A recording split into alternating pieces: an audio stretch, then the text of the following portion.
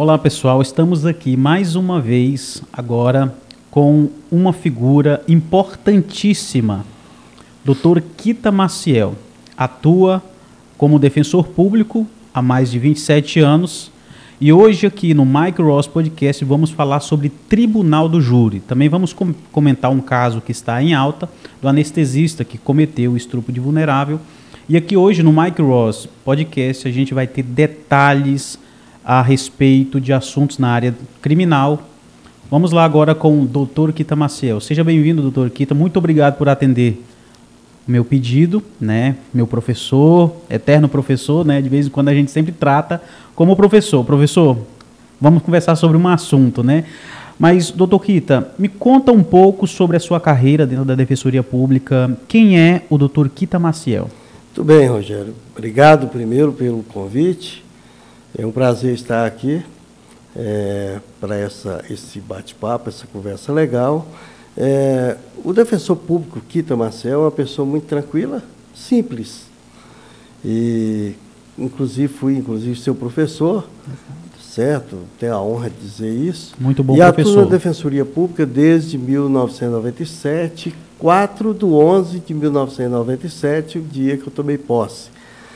E de lá para cá já militei em todas as áreas da Defensoria Pública, passei muito tempo no Tribunal do Júri da Comarca de Gurupi, e hoje faço parte, nós criamos na Defensoria Pública um núcleo específico do júri, chama-se No Júri.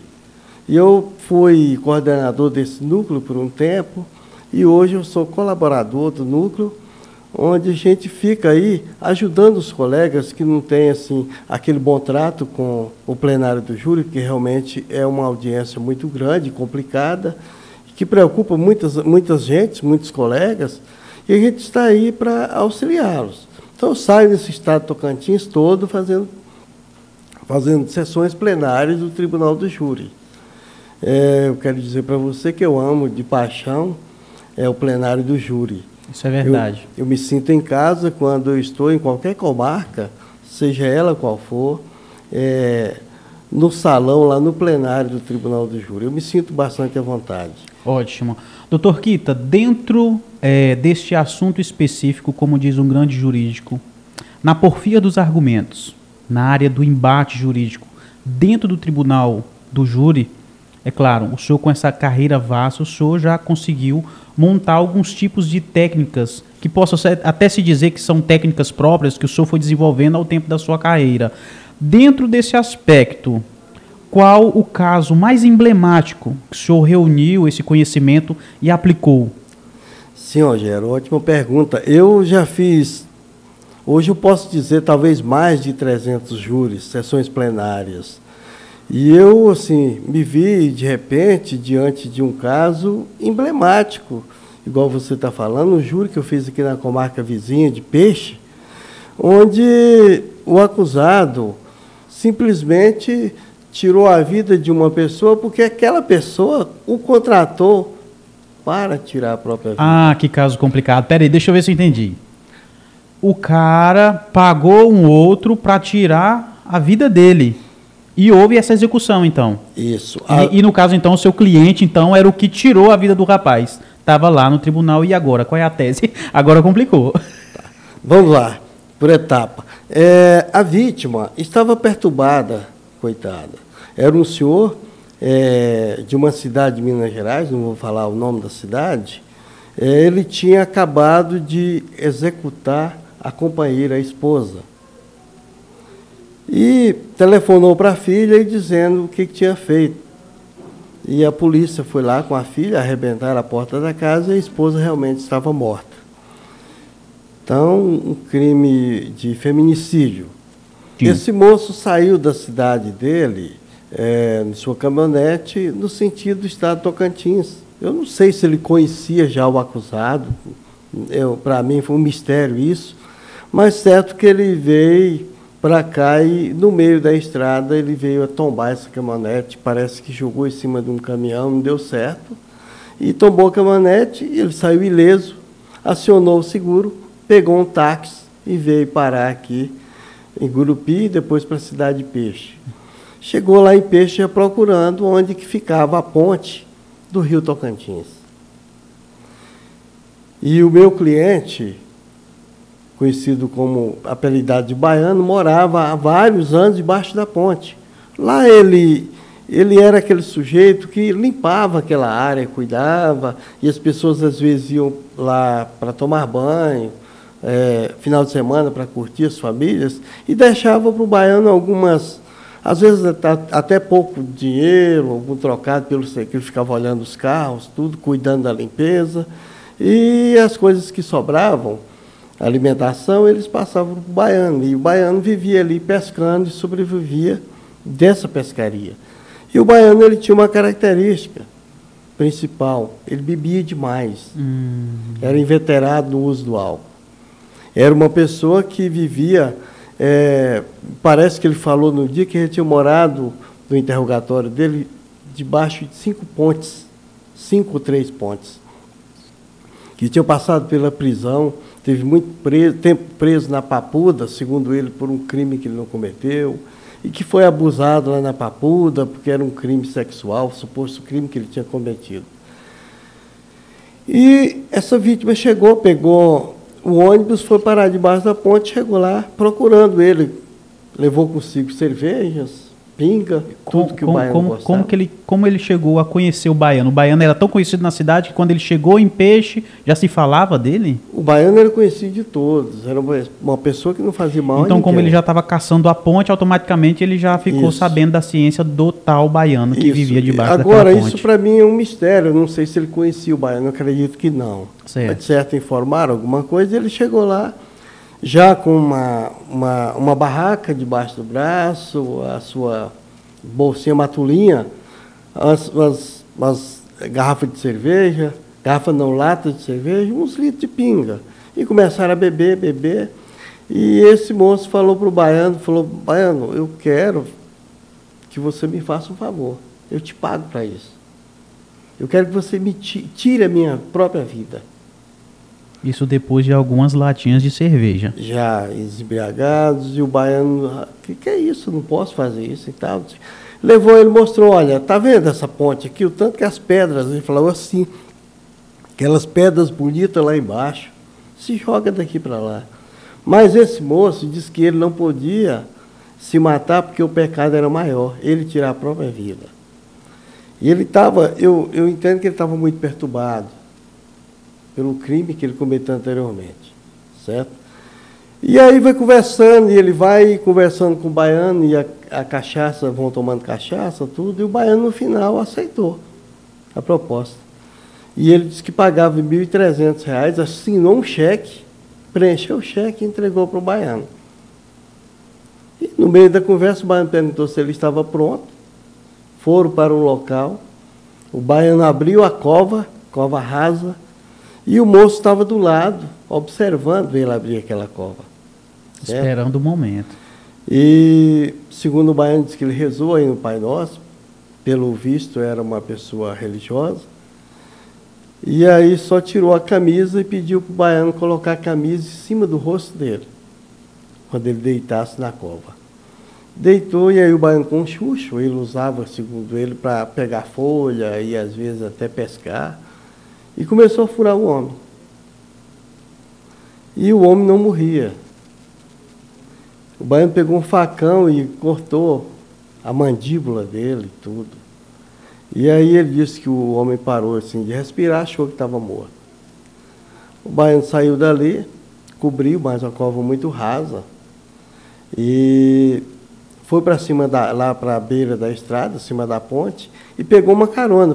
Ele queria vir para Peixe, e acabou indo para São Valério. Desorientado totalmente. Desorientado. Com o cheque em mãos, chegou em São Valério, comprou as peças para uma bicicleta velha que ele tinha, e deu o cheque.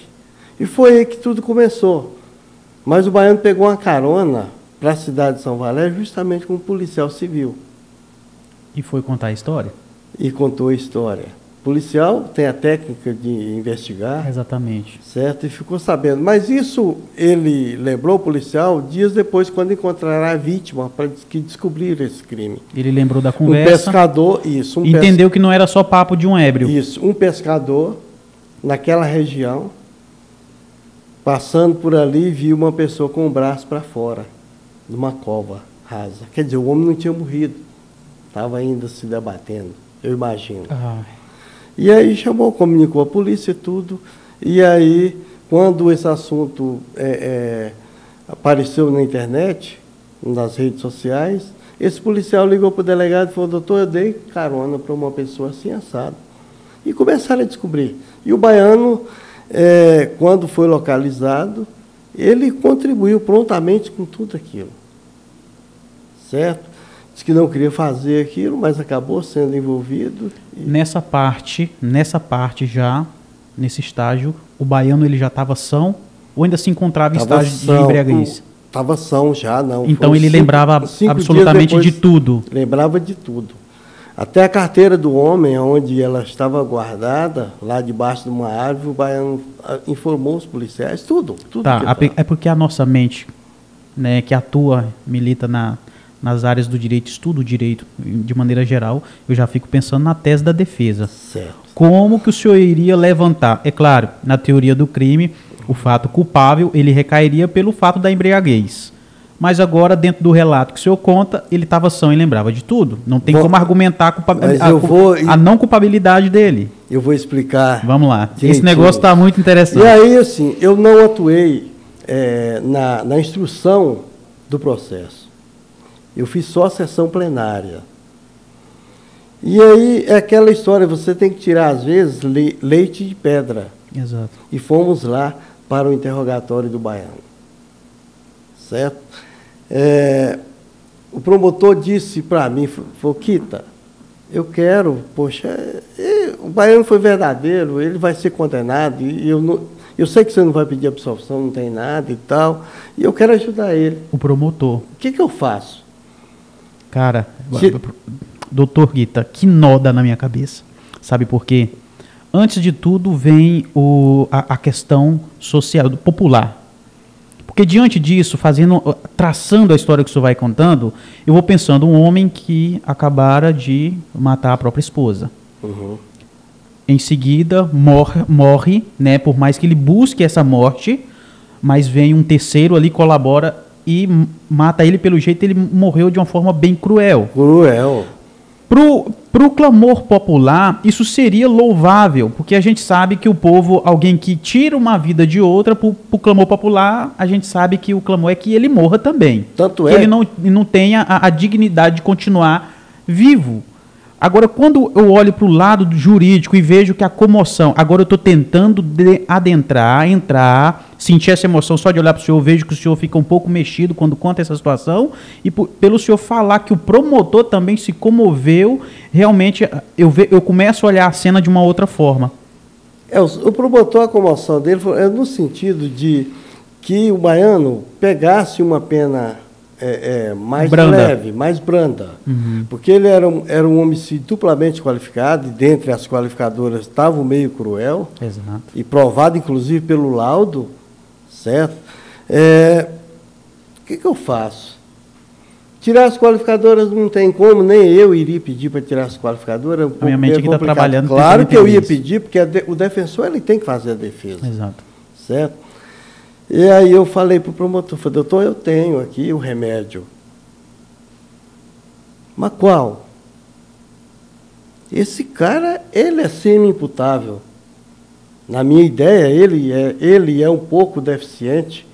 Então, ele tem uma capacidade, certo, de entendimento um pouco reduzida, ainda mais porque ele é um ébrio, quantas e quantas vezes ele bebeu aqui, teve que ir para o hospital para tomar glicose e tudo. Ah, mas só isso? Não, não é só isso. Ele não é normal para mim. Eu estava me avistando com aquele sujeito naquele dia, aquele réu. E aí, eu falei: olha, vamos interrogá-los e eu tenho perguntas para ele. Rogério, é um trem assim, uma coisa assim fantástica. que você tira, às vezes, as suas teses no momento. No momento. E aí o promotor perguntou para mim, como semi-imputável, como se não tem laudo dizendo que ele é semi-imputável ou inimputável? Claro que eu não queria inimputabilidade. Aí eu falei, doutor, não precisa de laudo. Mas como não precisa? Eu falei, olha, o senhor conhece o direito e sabe que o juiz é o perito dos peritos. Ele pode acatar o laudo no todo ou em parte. Ele pode rejeitar o laudo. Exato. Certo? Está lá no artigo 182, salvo engano, do Código Penal, ou 192. Certo? Onde diz exatamente isso. O juiz pode rejeitar o laudo do todo ou em parte. Então, o perito diz, olha, fulano é semi-imputável, é inimputável, mas o juiz pode rejeitar aquele laudo. E aí eu fui pesquisar, encontrei jurisprudências, até porque quem ia julgar, estava julgando aquele fato, era o conselho de sentença, era o povo, né?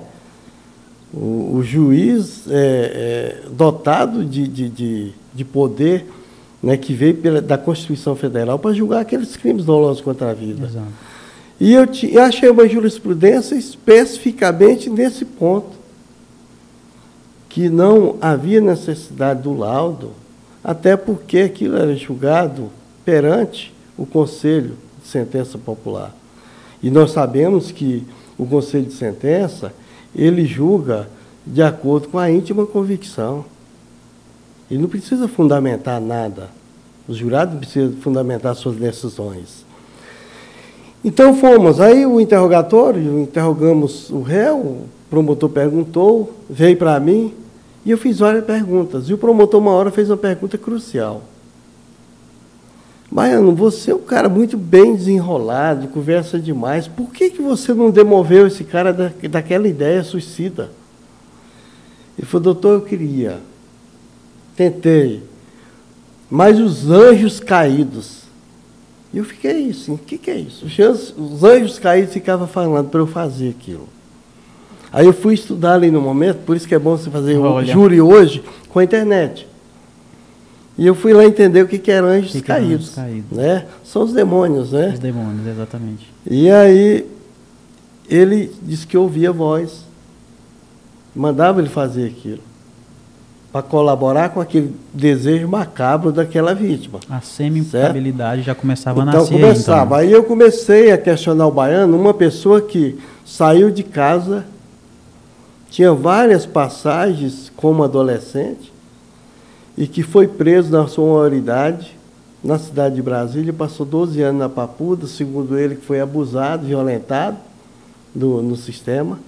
E o promotor até falava, baiano, onde é que você aprendeu esse tanto de coisa? Dessa forma, ele falou, olha, lá na escola, lá na Papuda. Eu falava para o promotor, certo? E aí foi descobrido, eu falei, esse cara não é normal. Ele não é normal. Eu falei, tá aí, doutor. Aconteceu que nós fomos para os debates, e na minha fala, eu falei para o promotor, falei, doutor, se o senhor concordar com minha tese, o senhor não rebateu minha tese na sua fala, na sua primeira fala. Se o senhor não vai vir para a réplica e quiser contrapor a minha tese, eu abro um espaço aqui na minha réplica para o senhor falar, para o senhor não ir para a tréplica. Exato. E ele falou, não, doutor, o senhor vai falando aí, se eu concordar, eu vou lá e falo. Beleza.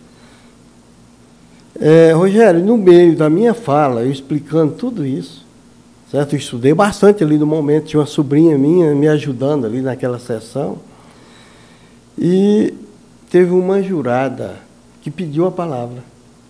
Mandou um recado para a juíza, que não pode verbalizar, e chamou um oficial e falou que queria falar alguma coisa. E a juíza perguntou se podia falar. Eu falei, claro que pode.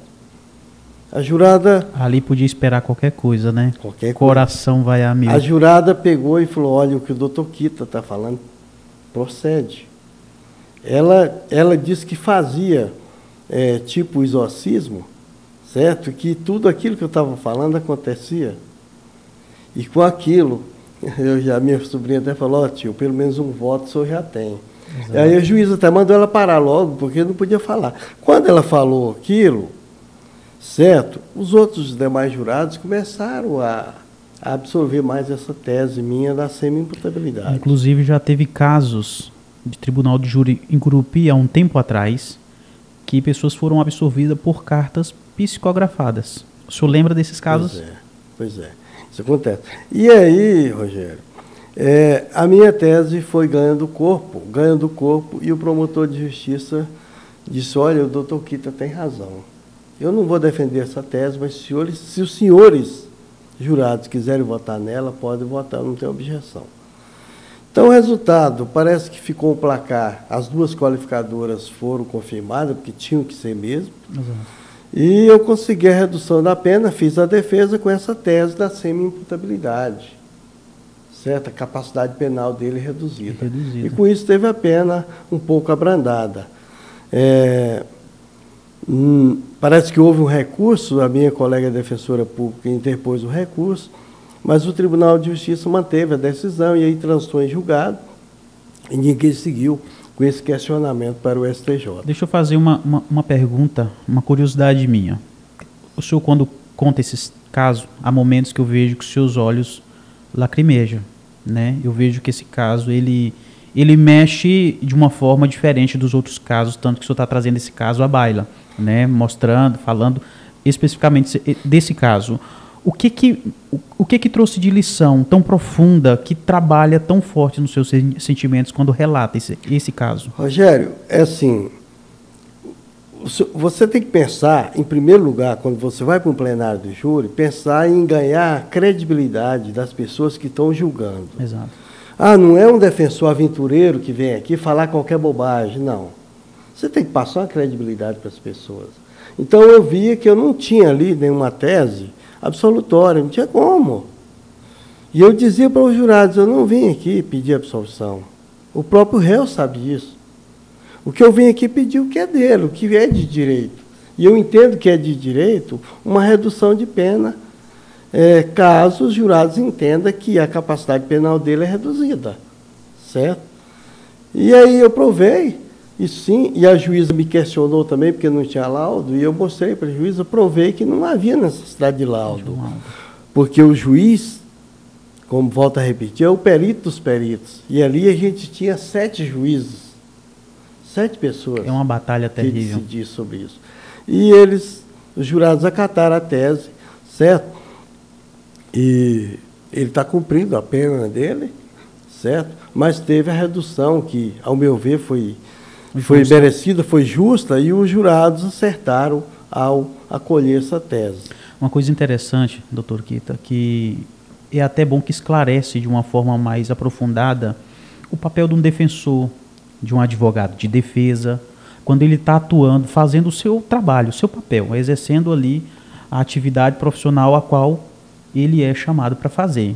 Porque, às vezes, defender vamos dizer, entre aspas, o bandido, o marginal, aquela pessoa que cometeu o delito, né? É um papel tão difícil e tão incompreendido, porque as pessoas acham que aquela pessoa está trabalhando em prol da marginalidade, em prol do crime, e não é. O senhor tem a plena consciência que ele cometeu o crime. Só que a análise jurídica que o senhor faz é que a justiça seja feita de forma correta. E o defensor, o advogado de defesa, o papel dele é para equilibrar a balança. Ele precisa fazer o equilíbrio, porque o senso de justiça, puramente dito, ele destrói qualquer pessoa. Ele emplaca a sua fúria e destrói qualquer pessoa de forma injusta. Ou seja, ela recebeu mais do que era merecido. Então, às vezes o papel está ali em abrandar. Era semi-imputável, reconhece isso, a lei fala, abranda mais um pouco, né? Ele matou, mas quando a fé está lá falando que matou com requinte de crueldade, o seu trabalho é mostrar que não teve o requinte de crueldade. O trabalho é esse, é mostrar, matou, mas não houve o requinte. Por que você vai colocar a pena dele a mais daquilo que é merecido? Correto. Então, esse é o equilíbrio, a justiça. Eu me preocupo muito com isso. Eu sou assim, eu nunca mandei um réu, um cliente meu, a gente chama de assistido, a mentir. Certo. Pelo contrário, eu quero que você fale a verdade. Você fez a coisa, você assume. E deixa o resto comigo, a defesa comigo. Porque eu não quero ter um peso de consciência depois e mandar um sujeito mentir, dizendo assim, o cara fez e o Kita mandou eu dizer que não fiz. A pessoa tem uma visão errada, às vezes, do defensor e do advogado de defesa, até ele ser a pessoa que precisa de um para falar, isso ele não fez. Eu vou falar bem rapidinho um fato aqui, só para te dizer, Rogério. Fica à vontade. Eu fiz um júri em Palmeirópolis, uma época, e eu peguei, como você sabe, a gente só faz o plenário. E ele tinha um advogado particular e o réu, ele mentia o tempo todinho. Ele incutia lá uma legítima defesa. Era um fato que ele chegou, tinha um problema com a desavença com a vítima há muito tempo, e disse que chegou numa festa, a vítima estava lá, a vítima pegou, quando ele ia entrando, desceu da moto e ia entrando, deu umas pancadas nele, bateu nele. Ele foi na casa dele, foi lá, não sei fazer o sei o quê, eu acredito, foi pegar a arma, disse que chegou e matou o cara, atirou na vítima. Aliás, não matou, foi uma tentativa de homicídio. E aí, o advogado dele, com ele, trabalharam a tese de uma legítima defesa. E via nessa tese. E quando eu cheguei lá, me entrevistei com ele antes do júri, eu falei, cara, essa tese não existe. Porque aí tinha aquela preocupação, quanto tempo passou, certo? Aquilo logo após, imediatamente. Quer dizer, ele saiu do local, foi na casa dele, voltou. Certo? Ele falou, eu estava armado na hora. Eu falei, você está mentindo. Aí. Você não estava armado. Se tivesse armado, no momento que você levou a pancada, o murro, você sacava a arma e tirava do cara. E é legítima defesa. Ah, não, mas foi o advogado que mandou eu falar isso. Eu falei, então, qual é a verdade? Ele falou, doutor, eu fui em casa pegar a arma mesmo. Olha só. Eu falei, por que você não trabalhou isso desde o princípio?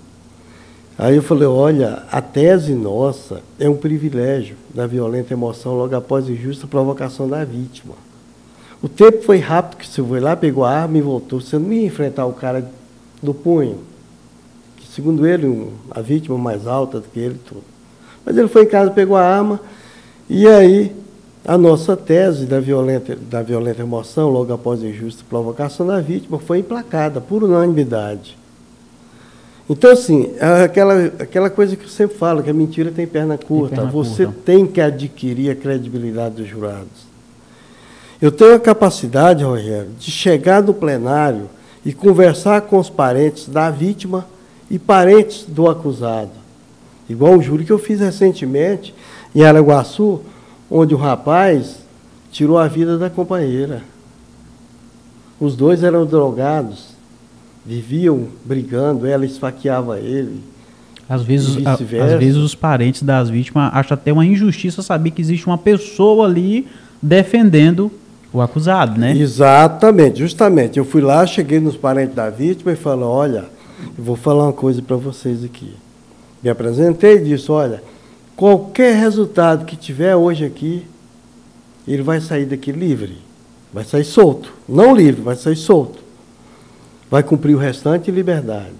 Porque ele já tinha quase 3 anos preso. Era um homicídio simples. Em tese era um feminicídio, mas foi antes da alteração da lei. Não tinha qualificadora. Certo? E, de fato, eu consegui 3 votos, ele foi condenado por 4-3, mas a pena ficou ali um pouco acima do mínimo, eu até não entendi muito, a juíza colocou, mas não discuti. E a juíza já detraiu o tempo que ele tinha cumprido, provisoriamente, e ele já saiu do regime aberto, semiaberto. Nem necessitou a revisão. Então, foi assim, conversar com os familiares para prepará-los. Então, assim, eu tenho essa preocupação, Rogério, de dizer assim, mostrar isso que você falou para os parentes da vítima, que eu estou ali por um mistério constitucional, uma obrigação constitucional. Porque se não fosse eu, estaria um outro defensor público. Exato. Certo? Então, você consegue a credibilidade da sociedade também. Eu me preocupo muito com isso. Apesar que o senhor tem uma imagem muito bem vista na sociedade. Falou, doutor Kita Maciel, já é um sinônimo de carisma, né? Pessoa de boa presença, de boa companhia, isso é irrefutável. Agora, uma coisa que me causa uma dúvida e eu quero entrar nesse ponto aqui, em relação como lidar com uma pessoa assistida, que o senhor está assistindo, em relação dela poder realmente se abrir. Qual é a técnica que o senhor usa para essa pessoa chegar, conversar com o senhor e falar realmente do que fez ou do que não fez de forma clara? Como é que o senhor faz para ela se sentir realmente à vontade? Eu sei que isso, às vezes, é uma barreira entre o profissional do direito, um operador do direito, e o cliente. Como que o doutor Kita Maciel, hoje, através com muitos anos de carreira, aplica isso? Quebra essa subjeção? Primeiro, Rogério, você tem que ser verdadeiro. Você tem que chegar no réu, no assistido, e dizer assim, você acha que aquelas pessoas que vão te julgar, e o promotor que vai acusar, que a função dele é essa, e acusar é muito mais fácil do que defender é mais difícil. Você acha que vão acreditar na gente? Eu me coloco no lugar porque a defesa dele lá, a técnica, é minha, e ele tem a autodefesa. Exato. Certo? E, para mim, a defesa só é realmente plena, que tem a plenitude da defesa do tribunal do júri, quando está ali presente, réu e defensor. Exato. Certo? Ele faz a autodefesa e eu faço a defesa técnica. Falei, então, cara, vamos ser verdadeiros. Vamos transmitir a confiança. Quantos e quantos réus, Rogério, que mentiram durante toda a instrução, chegaram lá, falaram a verdade, às vezes saíram livres, porque a gente encontrou ali uma tese, às vezes uma legítima defesa, às vezes um privilégio que reduziu a pena, às vezes uma quebra, uma retirada das qualificadoras, e que o réu saía ali solto. Certo? Então, a gente tem que... O profissional, ele tem que se dedicar a isso. Perfeito. Porque você não vai pegar uma causa única. Se você trabalha perante uma vara criminal, você tem que ali conquistar um pouco a juízo, aliás, conquistar a credibilidade daquele juízo. Mostrar, poxa, o doutor Rogério é um advogado sério. Ele não está aqui para querer enganar, fazer um joguinho de faz de conta. Porque o doutor Rogério, ele milita na comarca, muito tempo está aqui. Aqui ele vai estar, trabalha aqui. Agora, o advogado que, às vezes, não tem esse compromisso, eu vou jogar isso aqui lá, se colar, colou. Não. Porque é o seguinte, eu sempre falei, eu acho que você lembra, no nosso tempo de sala de faculdade, você tem que assumir uma defesa como se fosse a última da sua vida. É verdade, exato, lembro. Você pode dizer assim, olha, isso aqui eu não vou pegar por questão de foro íntimo, não precisa nem explicar, eu não vou pegar. Mas se você pegar aquela causa, você é obrigado a dedicar. Você tem em foro íntimo, uma fidelidade com o seu cliente. Vamos lá para uma quente. Falando em foro íntimo. Vamos. Já teve, o senhor como defensor público, algum cliente, algum assistido, a qual o senhor teve repulsa do caso e não quis fazer a defesa? Será que pode ser contado esse caso assim, pincelado em algumas partes? Já teve isso? Já tive casos até, viu, Rogério, de, assim, a própria família, minha esposa, a gente conversando, mas você não vai fazer isso, não vai pegar esse caso. Porque, às vezes, eu conheci a vítima, certo? E, assim, sem declarar para o réu aquilo, eu falo, olha, eu, infelizmente, não vou poder fazer sua defesa, mas vem um outro colega que é tão bom. Se você acha que eu sou bom, ele é tão bom quanto eu. Mas é uma maneira de tentar cair fora, né? Que ele faz o seu serviço. A defensoria não tem acepção a cliente. Aliás, a defensoria não defende crime. É um erro de alguns promotores querer transmitir para os jurados que a defensoria defende crime. Você defende uma pessoa que está em conflito com a lei. Exato. É diferente. E todos têm direito a essa defesa. O Estado que paga para acusar é o mesmo Estado que paga para defender. Exato. Está lá na Constituição Federal. Então não tem como. Esse argumento não funciona. Mesmo porque se tiver atenuantes, o próprio MP, Ministério Público, não vai aplicar atenuantes. Certo. Isso é óbvio, né? Exato. Então, o advogado de defesa está ali para que, se tiver atenuantes que assiste o réu, ele vai militar para que haja aplicação dessas atenuantes. Falando em atenuante, me lembrou um caso aqui que está em alta, muito em alta, de um anestesista, né? que praticou o crime de estupro de vulnerável. O estupro de vulnerável. Tá, pois bem, a questão da atenuante que me chamou a atenção esse caso, que eu estava lendo sobre algumas coisas, é que ele não teve nenhum tipo de...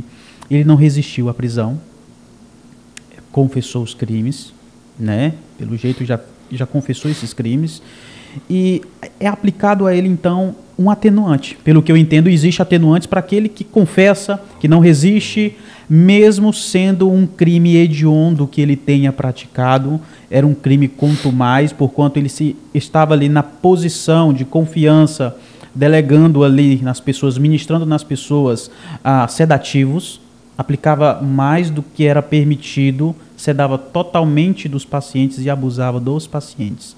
E mesmo assim existe atenuantes que o assiste. Sim. Seja qual for o crime, a pessoa confessa espontaneamente e o juiz entende que ele confessou aquele crime, certo? Já tem até casos sim, de recurso que nós interpusemos aqui, que o juiz não aceitou atenuante alegando que aquela confissão era qualificada. O que é uma confissão qualificada? Eu fiz, mas foi por isso. Eu matei, mas foi legítima defesa. Então, era uma confissão qualificada. Certo. Então, os tribunais têm entendido que o juiz usou aquela questão, acredita que ele confessou, mas que essa confissão foi qualificada, essa atenuante tem que ser aplicada. Certo, entendi. E, assim, independente do crime bárbaro cometido por aquele anestesista, que realmente é um crime muito bárbaro, eu falo que foi assim, contra a pessoa ultra vulnerável, posso falar isso, que aplicava aquela sedação máxima, a pessoa não tinha consciência de nada. E ele induziu, na verdade é induzido, né? Ele induziu mais ainda a sedação. Isso. E um sujeito que passa vários anos em banco de faculdade, tinha acabado, parece, de fazer uma especialização, né, que queria ser anestesista, vai cometer um tipo de situação dessa, certo? É muito grave, mas ele confessando o crime, ele tem atenuante. É o direito dele. A lei fala assim, Rogério, sempre atenua a pena. Aí tem vários incisos lá, e tem a linha lá, salvo engano, a linha D, confissão espontânea. Então tem que atenuar. Doutor Kita, dentro desse mesmo aspecto, ainda tratando sobre o estupro de vulnerável que ocorreu, eu vejo que existe, às vezes, um choque entre as leis dentro do Código Penal, né? Por exemplo, é claro, é sabido que o estupro de vulnerável basta somente que a testemunha, a voz, a palavra da pessoa, ela tem um peso que qualifique, que chame essa pessoa para dentro de um processo e ela já ali está envolvida e sendo acusado de um suposto estupro de vulnerável. Tá?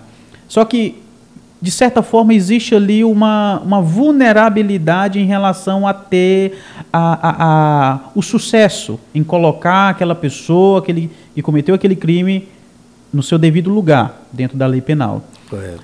E pelo entendimento, pelo que eu pensei, o entendimento de algumas enfermeiras, elas acharam, eu entendo, né, é a minha percepção, de que elas acharam que se não tivesse uma prova constituída bastante eficaz, lembrando que a palavra é eficaz, mas bastante eficaz, aquele agressor, aquela pessoa que praticava aqueles delitos, não iria presa, ou seja, a lei não o alcançaria. Então, ali elas se envolvem também na cena do crime. Ou não, porque ou seja, só para o senhor entender o meu raciocínio, outras pacientes reclamaram depois que houve a denúncia, ou seja, elas entenderam que as enfermeiras já sabiam desse abuso que existia partindo desse anestesista. Então, elas tramaram posteriormente constituir provas. Não existe um erro de comunicação aí para que livrassem outras pessoas que caíram, foram vítimas desse rapaz? Não, eu entendo que sim. Eu até acho não. Eu tenho certeza que o que elas deveriam ter feito, você sabe que lá o artigo 301 do Código de Processo Penal Fala lá do flagrante obrigatório e o flagrante facultativo. Então, sim, à medida do possível, que você sabe que a pessoa está cometendo crime, você viu a pessoa cometendo crime, você, a pessoa, o cidadão civil, você pode efetuar a prisão daquela pessoa.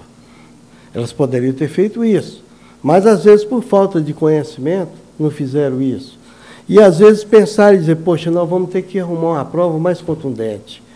Eu quero aqui, não li muito acerca disso, dizer, infelizmente, elas poderiam ter evitado isso que você falou, a continuidade delitiva nesse caso, mas eu acho que elas procuraram um momento de achar uma prova mais contundente para entregar para o Poder Judiciário. Elas são colaboradoras do Poder Judiciário. Nós sabemos que existem os sujeitos necessários do processo, secundários, né? Nós temos aí a figura do juiz, o Ministério Público e o réu, no caso, as partes. Eles são sujeitos necessários do processo. Sem eles não existe aquela relação processual. Tanto é que quando o médico anestesista for denunciado, para completar a relação processual, ele vai ser citado para constituir seu defensor, seu advogado. Exato. É isso? Existe ali também os sujeitos, nós podemos chamar secundários, os serventuários da justiça, os peritos, intérpretes, certo? E vem a testemunha, no caso, que é de suma importância para o desenrolar desse processo. E essas enfermeiras, assim, eu não quero polemizar nada, eu quero, mesmo que, tendo existido essa situação, eu quero tirar o meu chapéu para elas, por ter auxiliado nesse sentido de constituir uma prova tão contundente. Irrefutável, né? Eu acredito, não sei, que não é possível se ali numa sala minúscula, os outros colegas não viam aquele ato daquele anestesista. Isso tudo tem que ser investigado. Mas essa na verdade, está sendo a grande discussão. Na verdade, está sendo envolvida na discussão de um todo, e esse ponto ele está sendo muito observado. É que elas tinham conhecimento, mas esperaram um momento posterior para poder constituir prova. Ali já envolve também o hospital, tem responsabilidade nisso. Pode ser envolvido em um processo por causa disso, né? Agora eu não sei onde é que entra agora as enfermeiras, né? Se ela tem culpa nisso, omissão, isso pode ser qualificado como omissão de socorro? Porque tem uma pessoa vulnerável, ela está sabendo o que está acontecendo. Ela se omite no momento porque ela espera um momento mais específico que ela constitui prova. Recai alguma coisa? Eu não sei, nem assim... É claro, é hediondo o que ele fez e nada, a gente só está trazendo a baila aqui. Mas ela, de uma certa forma, houve uma omissão. Deveria ter informado as autoridades o mais rápido possível. Exato. Já pensou, você poderia ali armar um flagrante, assim, não falo nem armar um flagrante, chamar alguém até da polícia e dizer, olha, vai ter cirurgia tal dia, vai ter parto tal dia.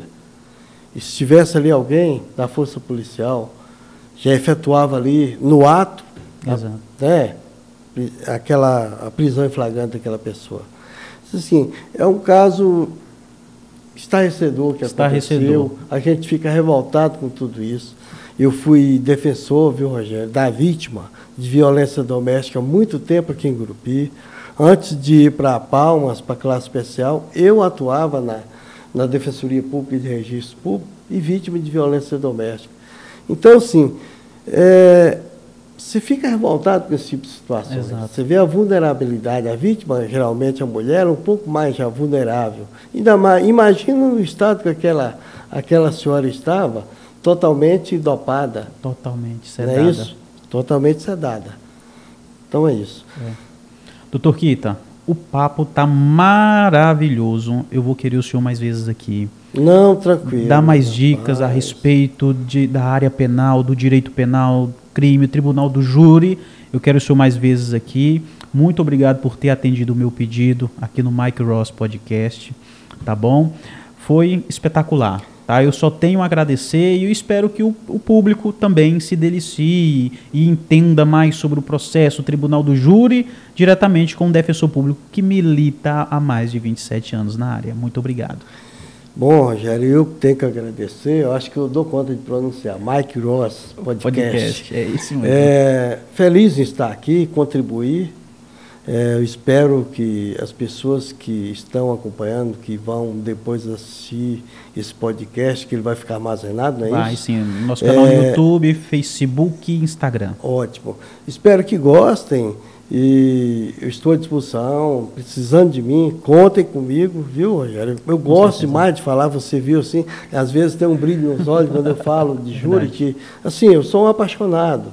Tem umas pessoas que são adeptas aí da extinção do Tribunal do Júri. Eu acho que isso é um pecado se acontecer. Como é que está essa discussão, esse assunto? Ele já morreu, ainda ele continua, de vez em quando ele volta? Não, mas sim, de uma forma assim, não muito intensa, tem algumas pessoas que falam sobre isso. É um pouco até mais velado. Mas eu acho que é um assunto que não vai ganhar força. Eu não queria acabar por aqui, mas o senhor falou sobre o povo Tribunal do Júri, me lembrou uma coisa que a gente estava até conversando nos bastidores, em relação às pessoas que são arroladas para compor o júri. O sofrimento dessas pessoas e a falta de assistência da máquina jurídica em assistir essas pessoas. Pessoas que moram longe e às vezes tem uma despesa gigante, às vezes despesas que nem ele não dá conta, ele luta para manter porque tem uma multa ali que está ali correndo em cima dele, mas ele tem que ir lá acompanhar o Tribunal do Júri e participar. Lembrando que o ônus dele é muito alto. O senhor, como é que o senhor vê isso? Ótimo, Rogério. O Rogério está falando da figura do jurado, a pessoa do jurado, da jurada. Isso. Quando é convocado, às vezes tem casos que aquela pessoa justifica, a justificativa é plausível, e o juiz acaba aceitando a justificativa e excluindo aquela pessoa daquela temporada, daquela sessão plenária. Então, ela é dispensada. Agora, fora esses casos, não tem alternativa. A pessoa é convocada, foi intimada, ela tem que comparecer. Porque se não comparecer, se for intimada, está sujeita a uma pena de 1 a 10 salários mínimos, de multa. Geralmente é aplicado... Qual é a média que é aplicada? Isso eu falo nos plenários que eu faço, é o ônus do jurado. Eu coloco ônus e bônus. Eu sempre faço essa questão. E um dia eu acho que isso talvez possa vir a acontecer no país. Eu quero falar de remuneração do jurado, de que o jurado tem que ser gratificado por aquele trabalho que faz. Eles perdem dia de serviço para estar lá servindo. Às vezes 10 dias, como foi o caso da Boate Kiss. Olha só. Quantos dias? Imagina um comerciante largando seu comércio e estando lá 10 dias, por conta do Poder Judiciário, sem receber nada por esse serviço, nada de recurso por esse serviço prestado. O juiz está recebendo, o defensor está recebendo, o Ministério Público está recebendo, todo mundo está recebendo. Todos, menos o jurado. Mas menos o jurado. O jurado, é bem verdade que recebe a gratidão do Poder Judiciário e a nossa, de quem está ali trabalhando, mas ninguém vive só de gratidão. Exatamente. Então, o exemplo dos Estados Unidos, o jurado é remunerado, ele é recrutado e remunerado. Aqui no Brasil é diferente. Então, eu falo desse ônus. Não tem bônus, não tem remuneração pelo serviço prestado. Eu até digo assim, brincando, poxa, eu acho que ele deveria receber um jeton, o jurado que foi convocado. Só explica, o público às vezes é leigo. O que é o jeton? É uma parcela por aquele serviço, a remuneração por aquele serviço feito. É equivalente, vamos supor, Rogério, um dia, 1/30 do salário do juiz de direito togado, porque os jurados são os juízes do fato. O juiz de direito ele vai só materializar a decisão que os jurados tomaram. O advogado ele é indispensável para a justiça, correto? Correto. O tribunal do júri ele não estaria tendo o mesmo papel. Ou seja, um advogado dativo ali, no final das contas, ele é remunerado. Né? Nomeado de última hora ali pelo juiz, ele recebe mesmo assim, ele recebe a sua remuneração. Porém, o jurado, ele não tem isso e, na verdade, ele está fazendo aquele papel também. Inclusive o papel do juiz, de julgar. Exatamente. Então, tem esses crimes dolosos contra a vida que são julgados pelos jurados, pelo Conselho de Sentença. Você falou muito bem aí. O advogado, quando ele é nomeado, advogado ativo, o juiz ali na ata, Ele arbitra honorários. Exatamente. E ele vai cobrar do Estado. Agora, receber do Estado é uma coisa demorada, não sabemos. É a precatória. Né? Mas pelo menos recebe. O jurado não. O jurado quer ter uma ideia de outro ônus. Vamos imaginar um jurado de longe, de um distrito que faz parte da comarca. Vou citar aqui o distrito que é mais longe, a cidade de Crixás. O jurado de lá ele é convocado para vir trabalhar em Grupi. Esse jurado vem de lá para cá as suas próprias expensas. Ele vai custear a sua despesa. Claro, no plenário do júri vai ter almoço, vai ter lanche, vai ter tudo isso. Né? Uma água, um café, tem tudo isso aí. Algumas pessoas vão se perguntar, o juiz não leva em consideração a distância? Mas a despesa de locomoção, isso é o jurado que tem que arcar com ela. O Poder Judiciário não dá nada por isso. Lá em Cristalândia, eu fiz um júri, e um jurado que mora na cidade de Lagoa da Confusão, 54 quilômetros, ele estava ali convocado para várias sessões naquela temporada. E ele chegou para mim e disse, me perguntou, doutor, será que a prefeitura não pode me ajudar nisso? Falei, o que a prefeitura tem a ver com isso? Nada. Quem tem que te ajudar a arcar com isso é o Poder Judiciário. E eu orientei, faça um requerimento para o Poder Judiciário, para arcar com essas despesas. E aí, uma das formas que foi encontrado, ele foi dispensado. Acho que foi achado meio termo e dispensou. Eu acho que é plausível, é louvável, dispensar aquele jurado, certo, que mora distante. Então, isso é um outro ônus, ele não recebe nada por isso. Olha, 110 quilômetros, combustível, gasolina do preço que está, certo? Então, isso são coisas que devem mudar. Eu acho que essas coisas têm que ser ressarcidas à pessoa do jurado, é um pensamento que eu tenho, certo? E, como nós falamos, o jurado ele não tem nenhuma folga sequer. Se aquele jurado for um servidor público, se ele presta serviço para a Justiça Eleitoral, ele tem 2 dias de folga por um dia trabalhado.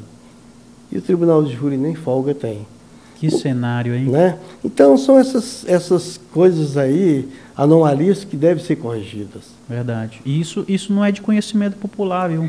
Não. Isso não é de conhecimento popular. O senhor está trazendo agora aqui, eu estou tomando conhecimento desse sofrimento mesmo, assim, a fundo agora, com esses casos que o senhor está mostrando. Eu falo isso, Rogério, porque eu já ouvi muitos relatos de jurados, pessoas que perguntou para juiz, pessoas humildes, pobres, que ficam lá na estrada esperando o ônibus. Pegar carona. Para pegar carona.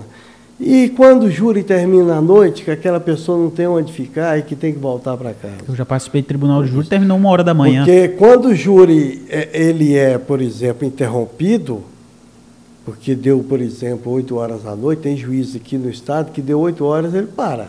Exato. Manda todo mundo para o hotel e continua no outro dia. Eu acho que é correto isso. As pessoas ficam lá vigiadas como se fosse um Big Brother, ficam os oficiais observando tudo. Porque você não pode ter comunicação com o mundo externo, não é isso? Exato. É a questão da incomunicabilidade.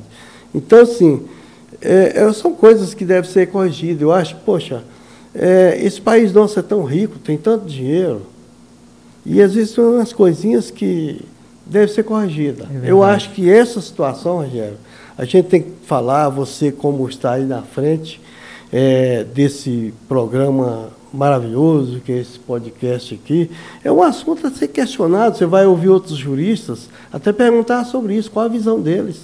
Realmente, seria de bom tom, de bom ouvitre. É senso, é ter senso. Isso é ter senso. Né? E o povo, pelo que eu estou percebendo, sempre está em um local, em um lugar de fragilidade. Né? E isso é importantíssimo. O Poder Judiciário tem iniciativa, pode começar a argumentar tudo isso, a iniciativa de lei. Mas, assim, o mais comum, mais normal, é partir do próprio Poder Legislativo. Exato. Certo? E, assim, a gente espera que o legislador olhe para isso. Exato. Né? Da reforma, tem uma reforma tramitando lá, porque as nossas leis vêm mudando constantemente, porque o nosso Código de Processo Penal é de 1941, já teve várias alterações de lá para cá, nós sabemos disso. E ele não vai parar de se alterar. Por quê? Porque as pessoas mudam, a vida muda. Realmente, certo? isso é maravilhoso. E as leis têm que acompanhar. Exato. Também. Então isso é bom, vir realmente para o conhecimento popular.